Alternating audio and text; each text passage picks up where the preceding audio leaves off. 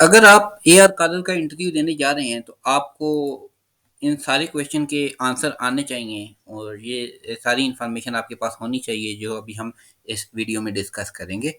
सबसे पहले तो आपको बेसिक बिलिंग की जो अंडरस्टैंडिंग है वो होनी चाहिए और बेसिक बिलिंग के कंसेप्ट और टर्मिनोलॉजीज हैं ये आपको लाजमी पता होनी चाहिए। जैसे प्रीमियम क्या होता है, डिडक्टिबल क्या होता है, कोपे को इंश्योरेंस क्या होती है, आउट ऑफ पॉकेट मैक्सिमम क्या होते हैं, एजिंग क्या होती है, ऑथराइजेशन क्या होता है, रेफरल क्या होता है, कैपिटेशन क्या होती है। ये जितने भी पॉइंट्स लिखे हुए हैं ये सारे आप नोट डाउन कर लें और इन सबको आप अंडरस्टैंड करके जाएं। सारे डिस्कस नहीं किए जा सकते यहाँ पे, आप नोट डाउन करके खुद रिसर्च कर सकते हैं या मेरी वीडियोस देख सकते हैं अगर वो मौजूद हैं, अपलोड कर दी है मैंने तो। अच्छा, इसके अलावा नेक्स्ट चीज़ जो आपने जिस चीज़ पे मेन फोकस करना है कि आप कॉलिंग के दौरान जिन चीज़ों का यूज़ ज़्यादा से ज़्यादा करते हैं, जैसे हर कॉल पे आपको टैक्स आईडी बतानी पड़ती है, तो आपको पता होना चाहिए कि टैक्स आईडी कितने डिजिट की होती है। टिन क्या होता है, टैक्स आईडी को ही टिन कहते हैं। आपसे कंफ्यूज करने के लिए आपसे पूछा जा सकता है ग्रुप एनपीआई और इंडिविजुअल एनपीआई में क्या फ़र्क है, एनपीआई कितने डिजिट की होती है, एनपीआई 10 डिजिट की होती है। अच्छा, तो इसके अलावा भी आप जो भी चीज़ें यूज़ करते हैं ये कॉलिंग के दौरान, let's suppose what is pair ID. ठीक है, कभी कभार आपसे पेयर आईडी कॉल भी पूछी जा सकती है। तो ये आपने जो है ना चीज़ें लाजमी अंडरस्टैंड करके जानी हैं ताकि आप इंटरव्यू में इनके आंसर कर सकें।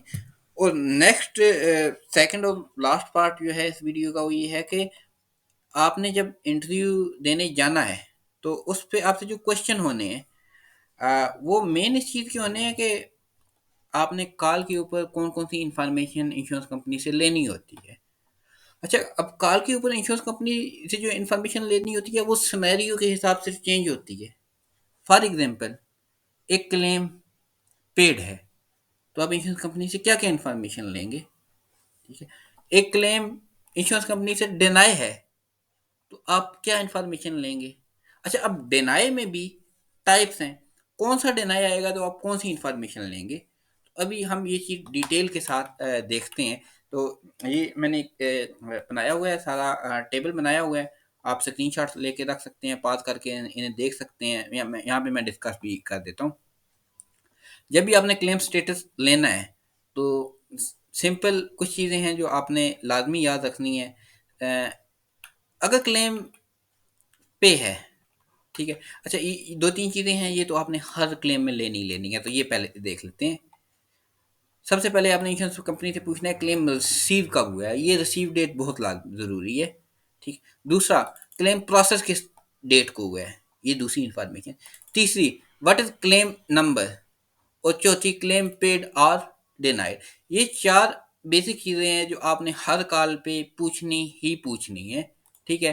फिर अगर क्लेम पे हुआ है तो उसके लिए कौन सी इन्फॉर्मेशन, और डिनाई हुआ है तो कौन सी इन्फॉर्मेशन आपने लेनी है, ये हम नीचे देखते हैं। What info need to confirm while getting the claim status when claim is paid. अगर आप क्लेम पे हुए हैं ना तो आपने अलाउड अमाउंट पूछनी है, पेड अमाउंट पूछनी है, पेशेंट रिस्पॉन्सिबिलिटी पूछनी है, पेड डेट पूछनी है कि किस दिन पे हुए हैं। नेक्स्ट, पेमेंट मेथड पूछना है कि चेक से हुआ था, क्रेडिट कार्ड से, या ईएफटी पेमेंट थी। अच्छा, अगर चेक या ईएफटी था तो उसकी चेक ईएफटी नंबर क्या है। अगर पेपर चेक से हुआ था तो पेपर चेक आपने किस एड्रेस पे डिलीवर किया है। समटाइम इंश्योरेंस डॉक्टर की एक से ज़्यादा एड्रेसेस होती हैं। समटाइम डॉक्टर ने एड्रेस अपडेट करवा दिया होता है तो ये चेक करने के लिए कि कहीं पुराने एड्रेस पे तो नहीं चेक जा रहे थे, ये भी पूछना पड़ता है। और चेक है तो चेक कैश हुआ है या कैश नहीं हुआ।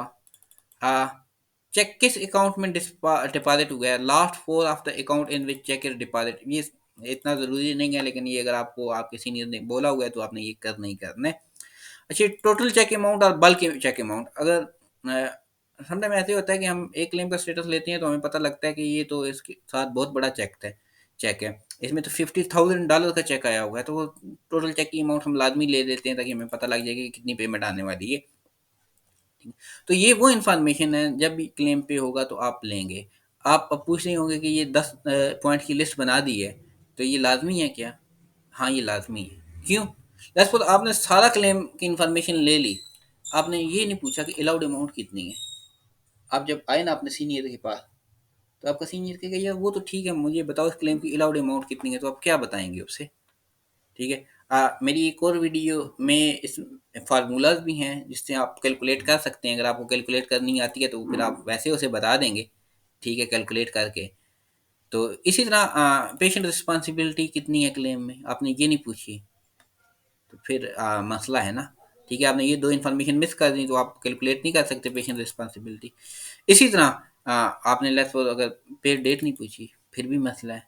आपको आपका टीम लीड कहेगा यार मैंने चेक पोस्ट करना है, पेड डेट क्या है बताओ, या चेक डेट क्या है, आपने चेक डेट मिस कर, एक भी इन्फॉर्मेशन मिस कर देंगे तो आपके लिए मसला हो सकता है, आपको दोबारा कॉल करनी पड़ सकती है, टाइम ज़ाया हो सकता है आपका भी और आपके सीनियर का भी।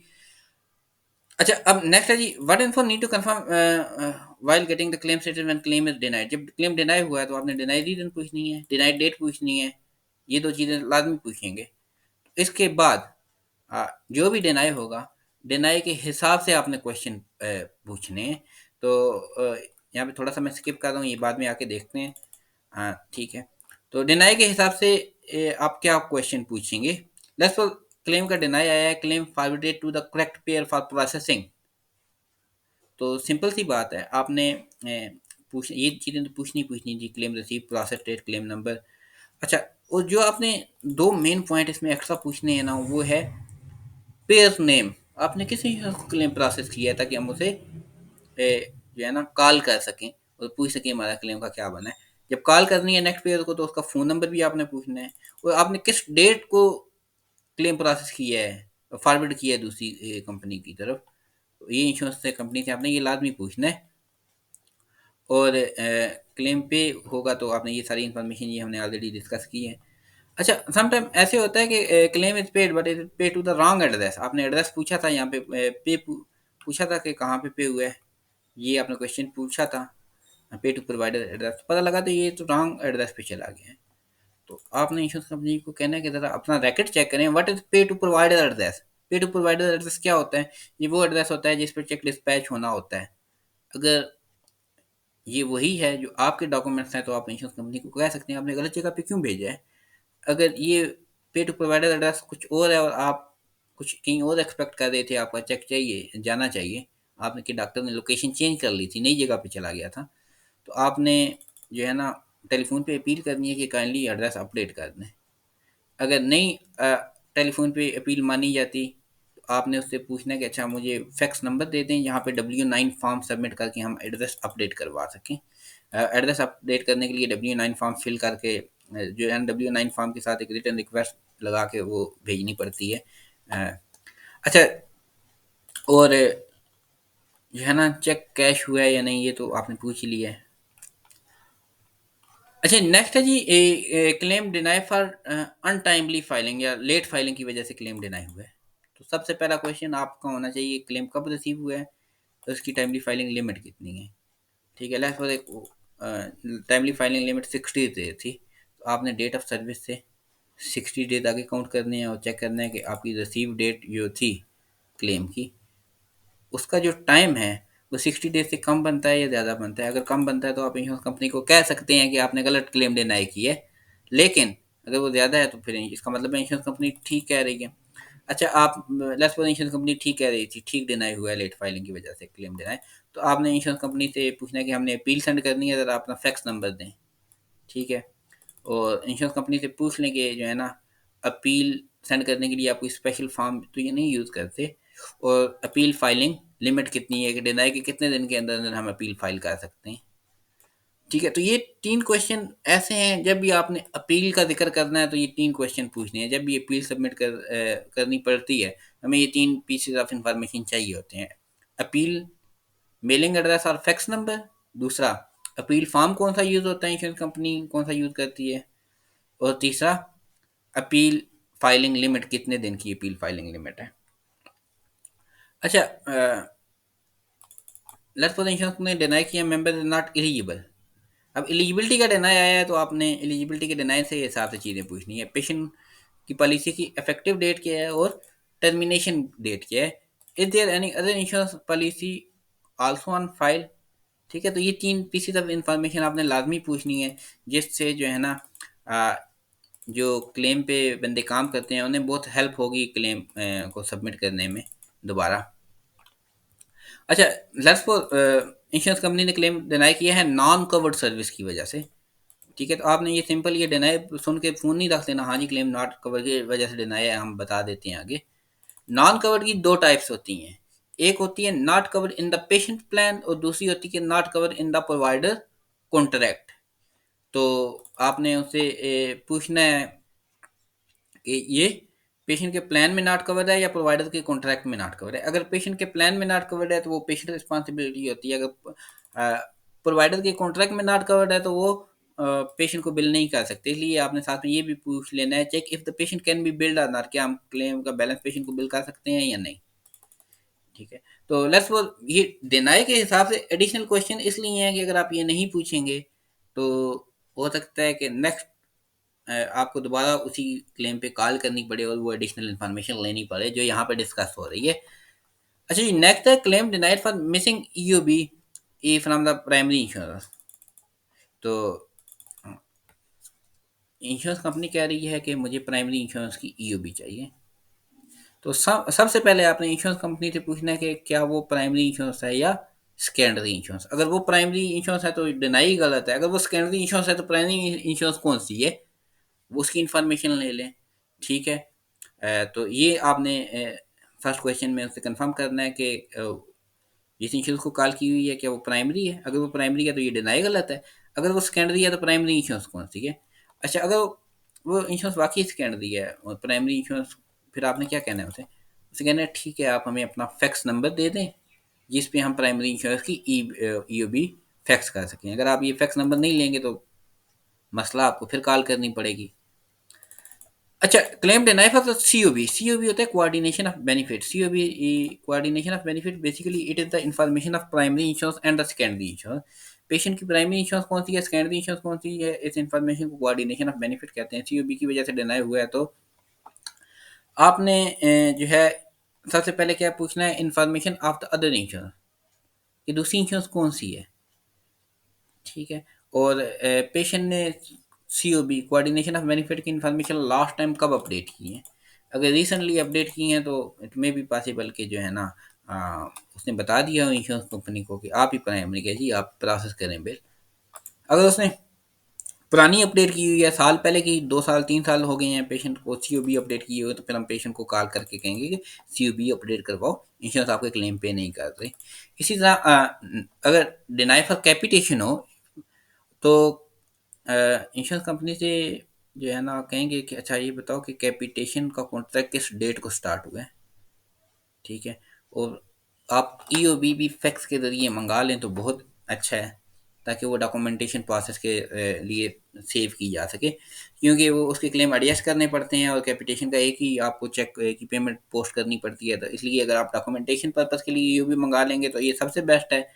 और साथ में जो है ना आप पूछ लेंगे कैपिटेशन कॉन्ट्रैक्ट किस दिन से स्टार्ट हुई है, क्योंकि समटाइम रॉन्गली डिनाई भी होता है कैपिटेशन का।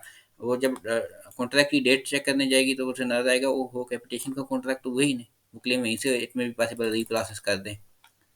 ठीक है, अच्छा ये नेक्स्ट है जी claim deny for authorisation number. Authorisation number से जब क्लेम डिनाई हो, ठीक है, तो सबसे पहले आपने क्या करना है, need to check benefit and confirm ask for required for the CPT code bill for over provider और not. Some time insurance wrongly deny कर देती है, ऑथराइजेशन चाहिए ही नहीं होता और डिनाई कर रही होती है जी ऑथराइजेशन चाहिए। तो आपने सबसे पहले वैसे कहना है यार चेक करके बताओ बेनिफिट्स के इस सीपीटी कोड के लिए ऑथराइजेशन चाहिए था या नहीं जो क्लेम के ऊपर लगा हुआ है सीपीटी कोड। अगर वो कहे जी जी ये चाहिए था, मैंने गलत डिनाई नहीं किया हमने, फिर आपने इंश्योरेंस कंपनी को कहना है कि can you please check your record if there is a valid authorization is on file. हाँ, उससे रिक्वेस्ट करें कि यार चेक करो अपने डॉक्यूमेंट्स के कोई ऑथराइजेशन ऑन फाइल है सीपीटी कोड के लिए। अगर उसे ऑन फाइल ऑथराइजेशन मिला तो वो क्लेम रीप्रोसेस कर देगी, अगर नहीं मिलेगा तो फिर पहली सी बात है नहीं हो सकता। अच्छा, check if we can submit an appeal. उसके पास नहीं है ऑथराइजेशन तो जाहिर सी बात है आपने अपील सेंड करनी होती है फिर या जो बिलिंग में लोग काम करते हैं उन्होंने अपील सेंड करनी होती है। तो आप अपील सेंड करनी है तो 3 क्वेश्चन। ठीक है, कौन से, फैक्स नंबर कौन सा है और अपील फॉर्म कौन सा यूज़ होता है और अपील फाइलिंग लिमिट क्या है। ठीक है। इसी तरह अगर claim deny for the referral हो तो फिर जो है ना आपने क्या क्वेश्चन करने हैं, सबसे पहले आपने पूछना है पेशेंट का प्लान क्या है, एचएमओ प्लान है या पीपीओ प्लान है। एचएमओ प्लान है तो फिर तो समझ आती है रेफरल का देना है, क्योंकि एचएमओ में रेफरल मस्ट रिक्वायर्ड होता है। और पीपीओ प्लान है तो फिर तो ये देना ही गलत है, क्लेम रीप्रोसेस करना पड़ेगा। अच्छा, हाँ, तो आपने H M O P P O plan पूछ लिया, फिर दोबारा आप ये उससे, अगर इतने भी possible H M O P P O ना हो, कोई और प्लान हो, आप उससे पूछ लेंगे। ठीक है, आप प्लान चेक करके बताएं रेफरल मैंडेटरी था या मैंडेटरी नहीं था। अगर मैंडेटरी नहीं था तो क्लेम प्रोसेस करें, अगर मैंडेटरी था तो फिर आपने क्या करना है, अगर चेक करेंगे अगर डॉक्टर जो है ना उस इन नेटवर्क प्रोवाइडर था, तो इन नेटवर्क में आमतौर पे जो है ना नहीं चाहिए होता। तो आपने ये भी इस रेफरल के डिनाई में ये भी पूछ लेते हैं कि डॉक्टर इन नेटवर्क है या आउट ऑफ नेटवर्क। अच्छा, need to check with insurance if there is any referral on file और नॉट। आपने पेशेंट लोगों ने कहना है कि ज़रा अपने डॉक्यूमेंट्स चेक करके थोड़ी सी मेहरबानी करें, बताएं रेफरल ऑन फाइल कोई है या नहीं है। अगर कोई ऑन फाइल रेफरल पड़ा होगा तो वो क्लेम रीप्रोसेस कर देंगी, अदरवाइज कुछ नहीं हो सकता। फिर आपने जो है ना अपील की इन्फॉर्मेशन लेनी है कि अपील सेंड करनी है जी, बताएं फैक्स नंबर। ठीक है, और अपील का फॉर्म कौन सा यूज़ करते हैं, और अपील कितने दिन के अंदर अंदर हम सबमिट कर सकते हैं अपील फाइलिंग लिमिट के। अच्छा, इसी तरह अगर बंडल का डिनाई हो, इंसिडेंटल या इंक्लूसिव का डिनाई हो। अब बंडल, इंसिडेंटल, इंक्लूसिव, ये तीन टर्मिनोलॉजी एक ही चीज़ के मुख्तलिफ नाम है आपको, और इनकी डेफिनेशन पता होनी चाहिए, इंटरव्यू में भी पूछे जा सकते हैं। अ, अच्छा, इसी तरह जो है ना यहाँ पे रेफरल क्या होता है, ऑथोराइजेशन की टाइप कितनी है, प्री ऑथोराइजेशन, रेट्रो ऑथोराइजेशन। ठीक है, और कैपिटेशन की क्या है, इसकी डेफिनेशन क्या होती है, कोऑर्डिनेशन ऑफ मैनी, साथ साथ मैं बताता रहा हूँ। तो ये चीज़ें आपसे, इन्हीं में से आपसे जो है ना ए आर कॉलर का इंटरव्यू होता है, इन्हीं में से चीज़ें पूछी जाती हैं, क्योंकि यही आपका काम है, यही आपने करना होता है इंश्योरेंस के साथ कॉल करके। अच्छा जी, मेजर अच्छा, जब भी बंडलिंग का देना होता है ना इंक्लूसिव, तो आपने पूछना होता है कि अच्छा मुझे बताएं कि major procedure to which it has been bundled, वो कौन सा प्रोसीजर है जिसके अंदर आपने ये क्लेम, ये सीपीटी कोड बंडल की है। मतलब कि एक सीपीटी कोड की पेमेंट कर दी, दूसरे को कहा ये भी पहले सीपीटी कोड के अंदर शामिल है, हो सकता है क्लेम के ऊपर 6 सीपीटी कोड लगे हुए हैं, तो आपने उसको आइडेंटिफाई करवाना है कि किस सीपीटी के अंदर ये डिनाई वाला सीपीटी कोड कवर किया है। तो can we appeal with medical notes. आप अगर ये पूछ लिया तो फिर आपने पूछना है यार, वो तो कोई ऑप्शन नहीं है, अपील सेंड करेंगे हम। अपील सेंड करेंगे तो 3 क्वेश्चन, फैक्स नंबर, ठीक है, अपील फॉर्म, और अपील फाइलिंग लिमिट कौन सी है, कितनी है। अच्छा जी, नेक्स्ट है जी, claim denied primary paid maximum. Sometime secondary आम तो ये डिनाई आते ही सेकेंडरी इंश्योरेंस की तरफ है कि primary insurance paid more than allowed amount of the secondary insurance, या फिर प्राइमरी पेड मैक्सिमम, इस किस्म का डिनाई आता है। तो आपने पूछ लेना है कि जो है ना प्राइमरी इंश्योरेंस जो है ना, सॉरी, सेकेंडरी इंश्योरेंस की अलाउड अमाउंट कितनी है। तो सेकेंडरी इंश्योरेंस की जब अलाउड अमाउंट है, वो आप चेक करेंगे कि प्राइमरी इंश्योरेंस की अगर पेमेंट वाकई उससे ज़्यादा आई हुई है तो ये डिनाई ठीक है, verify the primary payment detail. ठीक है, नहीं तो आपको प्राइमरी की अलाउड अमाउंट, सॉरी, सेकेंडरी की अलाउड अमाउंट को चेक करने के लिए भी दोबारा आपका सीनियर फ़ोन करने का कह सकता है। Claim deny for wrong diagnosis code. Insurance company कह रही है कि इनवैलिड डायग्नोसिस कोड लगा हुआ है। तो आप उससे रिक्वेस्ट करें, can you please provide me the correct diagnosis code. कोई 10-20% चांसेस है वो आपको बताते करेक्ट डायग्नोसिस कोड। ठीक है, अदरवाइज नहीं बताती, लेकिन ये एक एफर्ट ही है क्लेम को पे करवाने की। तो need to confirm why D X wrong और इनवैलिड। ठीक है, तो आप उससे एक एडिशनल क्वेश्चन भी पूछ सकते हैं कि ये क्यों इनवैलिड है, तो वो आपको मज़ीद डिटेल बताएगी कि ये इस पेशेंट की एज के लिए ये डायग्नोसिस कोड नहीं है। ठीक है, या ये सीपीटी कोड के साथ मैच ही नहीं कर रहा, तो इस किस्म की और भी आपको एक्सप्लेनेशन मिल जाएगी। तो ये आपने 2 क्वेश्चन पूछने हैं। अच्छा, claim deny for modifier, invalid modifier का कह रही है जी इंश्योरेंस कंपनी। आपने मॉडिफायर का डिनाई है तो पहले ये आइडेंटिफाई करवा लेना है कि मिसिंग मॉडिफायर है या रॉन्ग मॉडिफायर है। ठीक है, तो अगर रॉन्ग मॉडिफायर है तो आप करेक्ट मॉडिफायर का पूछेंगे उससे, कोई 4-5% चांसेस है कि आपको करेक्ट मॉडिफायर मिल जाएगा। तो आप इसकी यू भी रिक्वेस्ट कर लें फिर, जब भी मॉडिफायर का डिनाई आए तो। अच्छा, claim deny for pre existing condition. Pre existing condition क्या होती हैं, पहले से चली आ रही बीमारियाँ। ठीक है। तो जब भी प्री एग्जिस्टिंग कंडीशन का डिनाई आए तो आपने एक दफ़ा बेनिफिट चेक करने हैं। इंश्योरेंस कंपनी को कहता है कि can you please check the patient plan, patient का प्लान ज़रा चेक करके मुझे बताएं, pre existing condition are included in the patient plan और नॉट। ठीक है, कि क्या प्री एग्जिस्टिंग कंडीशन पेशेंट के प्लान में इंक्लूड थी या नहीं थी। अगर थी तो क्लेम को रिप्रोसेस करो, अगर नहीं थी तो हम जो है ना नेक्स्ट इसमें देखते हैं, अपील करते हैं।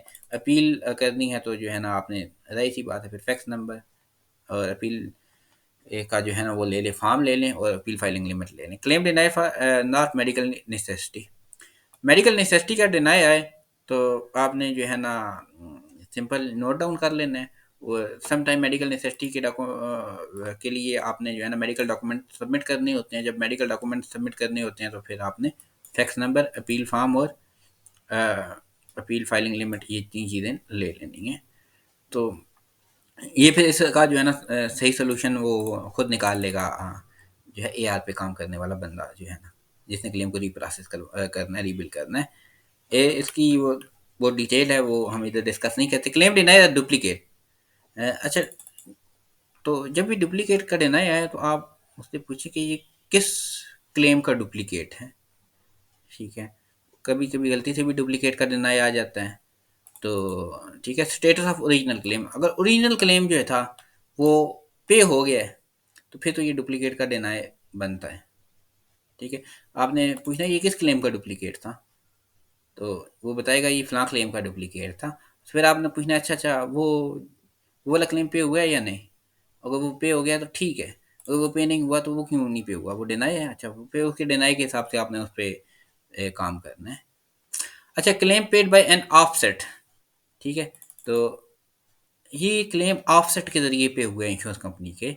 फॉर एग्जाम्पल, एक आपके पास ईआरए आई हुई थी, ईआरए के ऊपर लिखा हुआ था कि इंश्योरेंस ने ये क्लेम पे कर दिया $50 से, और अलाउड भी 50 थी, पेड भी 50 है। जब चेक अमाउंट देख रहे हैं तो वो $0 आ रही है।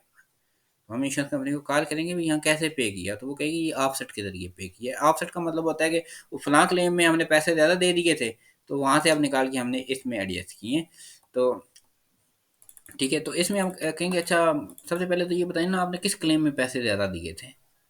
तो उस क्लेम की आप डिटेल ले लेंगे, तो पूछेंगे टोटल ऑफसेट अमाउंट कितनी थी, और आप इसमें ईयूबी रिक्वेस्ट कर लें उससे, ताकि वो ईयूबी आप पोस्टर को भेज सकें और आपको जो है ना वो कंप्लीट एक डिटेल मिल सके कि कहाँ कहाँ से इंश्योरेंस कंपनी ने ओवर पेमेंट की थी और कहाँ कहाँ पे जाके इसने फिर ओवर पेमेंट के अगेंस्ट दूसरे क्लेम पे किए हैं, जिसे ऑफसेट कहते हैं। अच्छा, claim pending for additional information, ये डिनाई आए तो आपने पूछना है कि exactly which additional information you guys required, कि कौन सी एडिशनल इन्फॉर्मेशन दें। क्या आपको प्राइमरी की ईओबी चाहिए, या आपको क्या चाहिए, आपको मेडिकल डॉक्यूमेंटेशन चाहिए, क्या चाहिए आपको, ऑथराइजेशन फॉर्म चाहिए, क्या चाहिए आपको। ठीक है, तो वो इन्फॉर्मेशन कैसे सेंड करनी है, तो फैक्स नंबर भी ले लें या मेलिंग एड्रेस ले लें उसका। Claim is paid to the patient.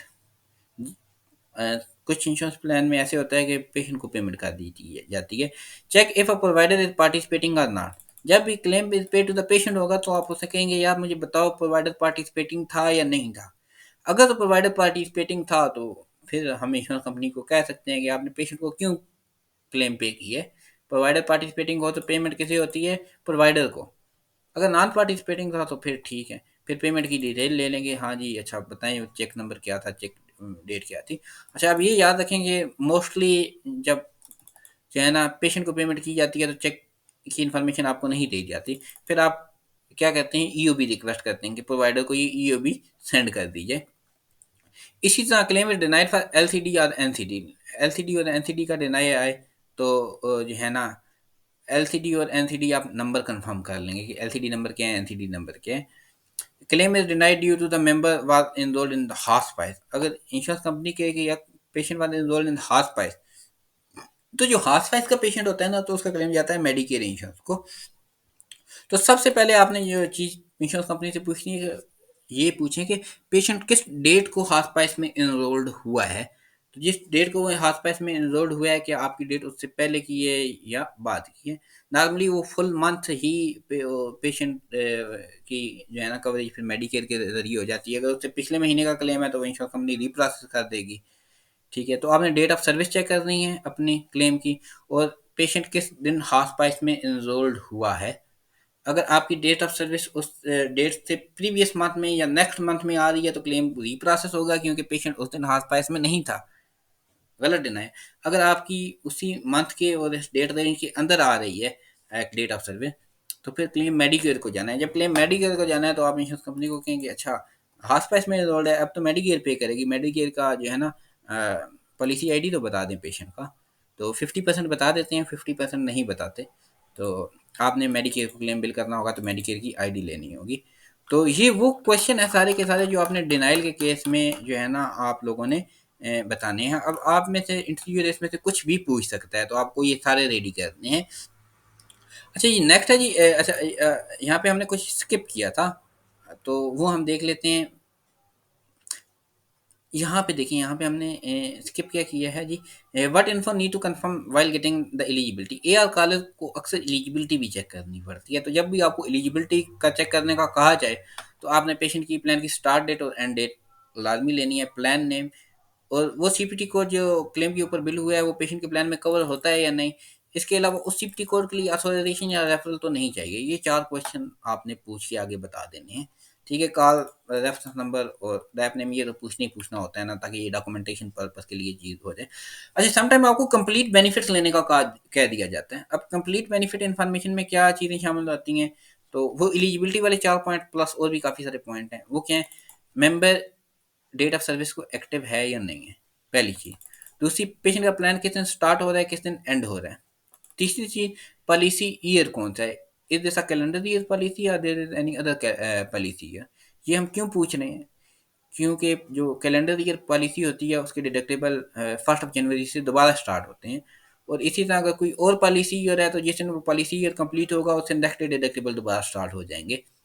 अच्छा, इसके बाद हमने प्लान टाइप पूछनी होती है, एचएमओ या पीपीओ प्लान है, टेली हेल्थ सर्विसेज कवर्ड हैं या नहीं, ये हम पूछते हैं। फिर प्रोवाइडर इन नेटवर्क और आउट ऑफ नेटवर्क, हम ये भी बेनिफिट कंफर्मेशन में लाजमी पूछते हैं। नेक्स्ट है जी, प्रोवाइडर पार्टिसिपेटिंग और नॉन पार्टिसिपेटिंग, ये हम पूछते हैं। नेक्स्ट है जी, copay amount for over doctor, patient का कोपे कितना है। ठीक है, स्पेशलिस्ट आपका डॉक्टर है तो आप स्पेशलिस्ट ऑफिस का कोपे पूछ लें। अच्छा, नेक्स्ट है जी, को इंश्योरेंस कितनी है, कितने परसेंट पैसे इंश्योरेंस कंपनी ने देने हैं, कितने जो है ना डॉक्टर पेशेंट ने देने हैं। नेक्स्ट है ये डिडक्टेबल अमाउंट कितनी है, पेशेंट का डिडक्टेबल कितना है। जो फैमिली प्लान होते हैं उसमें इंडिविजुअल और फैमिली डिडक्टेबल अलग अलग होते हैं, तो आप अलग अलग भी पूछ सकते हैं। इंडिविजुअल प्लान है तो इंडिविजुअल डिडक्टेबल। इसी तरह आउट ऑफ पॉकेट मैक्सिमम कितने हैं, इंडिविजुअल कितने हैं और फैमिली कितने हैं, कितने मेट हो गए हैं और कितने रहते हैं, ये आपने लाजमी पूछ लेने हैं। अच्छा, यहाँ पे देखिए मैंने पूछ के लिखे भी हुए हैं उसके सिफ्टी कोड इज कवर्ड और नॉट। आपने जो सिफ्टी कोड बिल करने जा रहे हैं या जो ऑलरेडी बिल किया हुआ है, ये पूछ लें कि ये पेशेंट के प्लान में कवर भी होता है या नहीं। इसके लिए ऑथ या रेफरल तो नहीं चाहिए। Does member has any other active insurance on file और नॉट। ठीक है, और लास्ट क्वेश्चन जो है, is there any health saving account और हेल्थ रेवेन्यू अकाउंट ऑन, ठीक है या नहीं। तो ये वो पॉइंट हैं जो बेनिफिट्स लेते हुए पूछ सकते हैं। हो सकता है आपको वैसे ही कह दिया जाए कि है जो है ना आपने ये 5 चीज़ें पूछनी है, सिर्फ आपने ये 15 चीज़ें नहीं पूछनी। लेकिन आपको अगर इंटरव्यूअर कह दे कि यार बेनिफिट में कौन कौन सी चीज़ें पूछते हैं, तो आप अगर 2-4 बता के चुप हो जाएगी, वो कहें अच्छा यार और क्या पूछ सकते हैं। तो आप कम से कम ये इतनी चीज़ें आनी चाहिए ताकि आप बताते जाएं तो वो कहें हाँ यार इस बंदे को सारा पता है। 15 भी बता दें तो आपने, उसने नेक्स्ट पूछा तो आप कह सकते हैं कि सर मुझे तो बस इतनी पता है, अगर आप कोई मुझे एक्स्ट्रा बता सकते हैं तो बता दें। वो आप इंटरव्यू के बाद में पूछ सकते हैं। अच्छा, ये इसी तरह एक क्लेम है, आपने कॉल किया है तो वो नॉट ऑन फाइल मिल रहा है, तो नॉट ऑन फाइल के केस में आप इंश्योरेंस से क्या क्वेश्चन पूछेंगे। तो सबसे पहले आप पूछेंगे पेयर आईडी क्या है। ठीक है, अब ये देखें पेयर आईडी आपको पता होनी चाहिए, जो मैंने पहले भी बताया है, क्योंकि ये अब यूज़ हो रही है इधर। फिर आपने चेक करना है कि उसी पेयर आईडी पे क्लेम बिल हुआ है या नहीं। ठीक है, तो फिर आपको पता लग जाएगा कि आपकी पेयर आईडी ठीक है या नहीं। अच्छा, पेयर आईडी भी ठीक थी, फिर आपने कहना है अच्छा यार पेयर आईडी भी ठीक है, चेक करें क्लेम रिजेक्ट तो नहीं हुआ। ठीक है, समटाइम रिजेक्ट भी हुआ होता है इंश्योरेंस कंपनी की तरफ से, रिजेक्ट भी नहीं हुआ अगर, तो फिर क्या करेंगे। फिर आप कहेंगे अच्छा हम फैक्स के जरिए क्लेम सेंड करते हैं, ज़रा फैक्स नंबर दे दें अपना। ठीक है, तो आप फैक्स नंबर उससे ले लेंगे। फैक्स सेंड करने के लिए आपने उससे पूछना है कि अटेंशन में क्या लिखें, हम क्लेम डिपार्टमेंट लिखें या आपका नाम लिखें। ठीक है। इसके अलावा आप ये देख पूछ लें कि पॉलिसी किस दिन इफ़ेक्टिव हुई है, टाइमली फाइलिंग लिमिट कितनी है क्लेम की। अब ये इसलिए हम पूछ रहे हैं कि जो होता है ना नॉट ऑन फाइल क्लेम, वो अक्सर उसकी जो है ना डेट ऑफ सर्विस बहुत पुरानी हो चुकी होती है। तो हम ये चेक करना चाह रहे होते हैं कि अभी हम क्लेम बिल करेंगे तो फाइलिंग लिमिट के अंदर होगा या नहीं। तो इसलिए टाइमली फाइलिंग लिमिट पूछना लाज़मी है। तो पॉलिसी आईडी और ग्रुप आईडी भी आप वेरीफाई कर लें, क्योंकि समटाइम ऐसे होता है कि वो पेशेंट की पॉलिसी आईडी गलत होती है, इसलिए इंश्योरेंस कंपनी को आपका क्लेम नहीं मिल रहा होता आपके पेशेंट का। ठीक है। Ask him to check in the rejected claim, ये आपने लाजमी करना है कि इंश्योरेंस कंपनी को कहना है कि रिजेक्टेड क्लेम पे चेक करें। रिजेक्टेड क्लेम में तो नहीं पड़ा हुआ है, इसलिए क्लेम अक्सर नॉट ऑन फाइल हो रहे होते हैं कि वो रिजेक्ट हुए होते हैं, किसी ने उन पे काम नहीं किया होता। तो ये वो चीज़ें थी जो एआर कॉलर को लाज़मी तौर पे पता होनी चाहिए। उम्मीद है गाइस आप लोगों को जो है ना ये सारे पॉइंट पता लग रहे गए होंगे। किसी का कोई भी क्वेश्चन हो तो वो नीचे कमेंट्स में पूछ सकता है। दुआ में याद रखिएगा और अपना ख्याल रखिएगा। अल्लाह हाफ़िज़।